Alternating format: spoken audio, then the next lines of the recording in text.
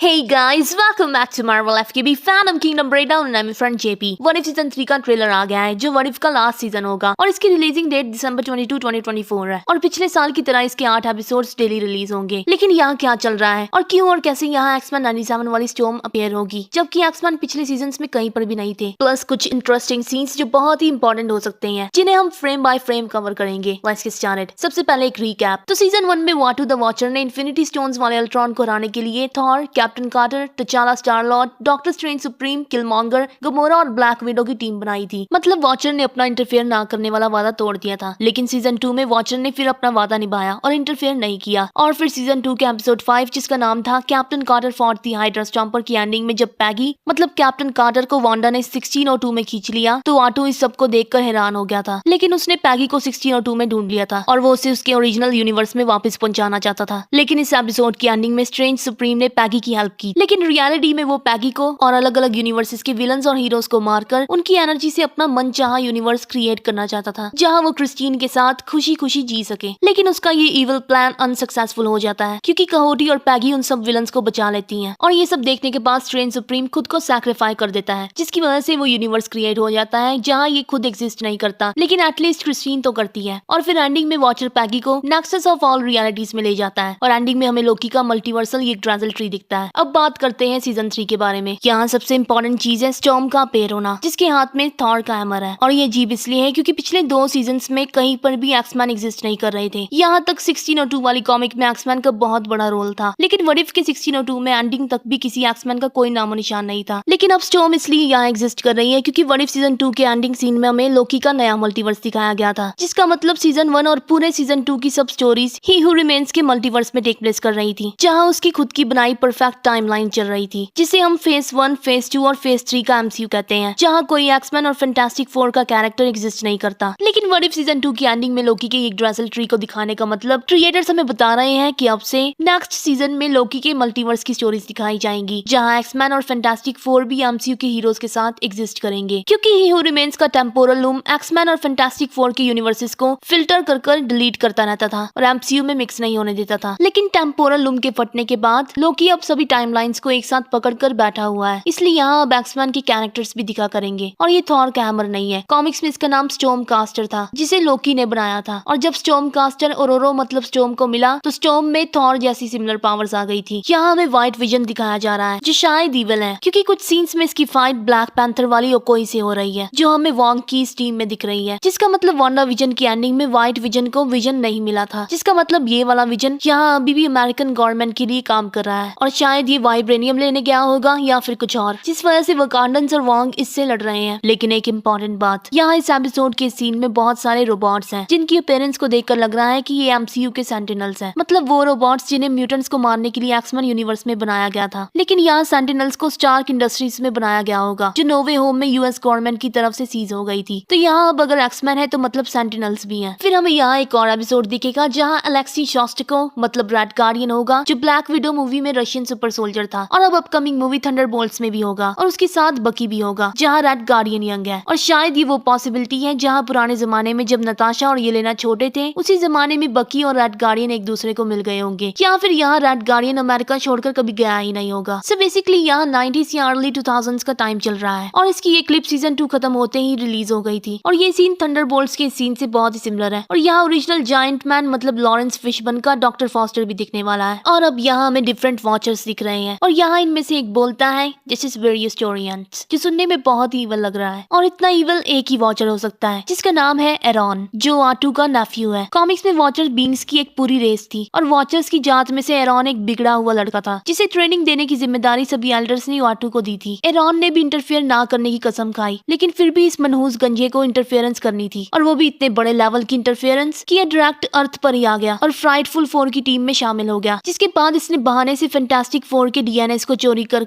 उससे फैंटास्टिक 4 के क्लोन्स बनाए। लेकिन ये सब ज्यादा देर तक नहीं चल पाया और सभी सुपर हीरोज की वजह से इसका प्लान अनसक्सेसफुल हो गया जिसके बाद इसने अपनी फैसिलिटी को किसी सीक्रेट जगह पर टेलीपोर्ट कर लिया। तो हो सकता है ये वही फैसिलिटी है और क्योंकि अगर यहाँ एक्समैन हो सकते हैं तो फैंटास्टिक 4 भी हो सकते हैं या फिर ये असली एल्डर वॉचर्स का होलोग्राम है जो आटू के इंटरफेरेंस करने की वजह से नाराज है और शायद यहाँ हमें नोवा भी दिख जाए। वैसे ये सीन ओरिजिनल सिन कॉमिक के इशू 8 से भी सिमिलर है और इस कॉमिक में आटू द वॉचर मर गया था तो शायद क्योंकि ये वर्ड इफ का लास्ट सीजन है, इसलिए यहाँ कुछ भी हो सकता है। फिर यहाँ एक एवेंजर्स का लोगो दिख रहा है और यहाँ एक तबाह हुई शिप है जो टाइटैनिक है और हमारी रियल दुनिया के रियल लाइफ एलिमेंट्स एक ही जगह पर गिरते हैं जो लोकी सीरीज का द वॉइड है, जिसका मतलब हमें यहाँ वॉइड भी दिखाया जाएगा। मतलब हो सकता है कोई सुपर हीरो या फिर खुद वॉचर ही वॉइड में दिखेगा या फिर व्हाट इफ सीजन 3 की एंडिंग में ये सब वॉइड में चले जाएंगे, क्योंकि इन्हें किसी तरह से एमसीयू में लाना ही था। जिस तरह से व्हाट इफ सीजन 2 में हमें लोकी का एक ड्रेजल ट्री दिखाया गया था, वैसे यहाँ हो सकता है कि सीजन 3 में हमें वॉइड दिखाया जाए, क्योंकि what if series what if season 2 के बाद से लोकी सीजन 2 से बहुत ज्यादा कनेक्टेड हो चुकी है। और व्हाट इफ का पहला सीजन भी लोकी सीरीज के बाद ही आया था, क्योंकि लोकी सीरीज में पहली बार मल्टीवर्स को इंट्रोड्यूस किया गया था और व्हाट इफ सीजन 1 ऑडियंस को मल्टीवर्स का कॉन्सेप्ट अच्छे से एक्सप्लोर करवाने के लिए बनाया गया था। और यहाँ मार्वल स्टूडियोज के लोगों में लोकी की ब्रांचेस जैसा कुछ लग रहा है। यहाँ निक फ्यूरी, एजेंट कोल्सन और 2 स्क्रल्स है। एक वेस्टर्न थीम्ड एपिसोड है जिसमें हॉकाई की केट बिशप और शैंग-ची है, क्योंकि कॉमिक्स में एक वेस्टर्न स्टाइल यूनिवर्स भी था जिसे हमने ऑलरेडी अल्टीमेट स्पाइडरमैन में भी देखा था। यहाँ फ्रॉस्ट जायंट लोकी कम बैक कर सकता है और शायद लोकी सीजन 2 की एंडिंग वाला लोकी भी दिखेगा। यहाँ रसल क्रो की सोनपरी आई मीन ज़्यूस है। यहाँ एक सीन में है नेबुला, उसके बाद रिरी विलियम्स की आयरन हार्ट है, डोर मामू है और इस सीन में मिस्टीरियो भी है जो शायद फार फ्रॉम होम के इवेंट्स में जीत गया होगा या फिर फार फ्रॉम होम में इसने कॉमिक्स की तरह अपनी डेथ फेक की होगी। और क्योंकि फार फ्रॉम होम में असली निक फ्यूरी नहीं था बल्कि टैलोस द स्क्रल था, इसलिए यहाँ इमरजेंसी में Nick Fury SABER space station से अर्थ पर आ जाएगा। बाकी ये तो एपिसोड देखकर ही पता चलेगा। अगर आपको लगता है कि मिस्टीरियो उतना बड़ा थ्रेट नहीं है तो आप गलत है, क्योंकि मिस्टीरियो ही वो आदमी है जिसने अल्टीमेट यूनिवर्स और 616 को एक दूसरे से मिलाया था। तो क्या पता यहाँ माइल्स मोरालेस और पीटर पार्कर एक दूसरे को मिल जाएं। एनीवेज,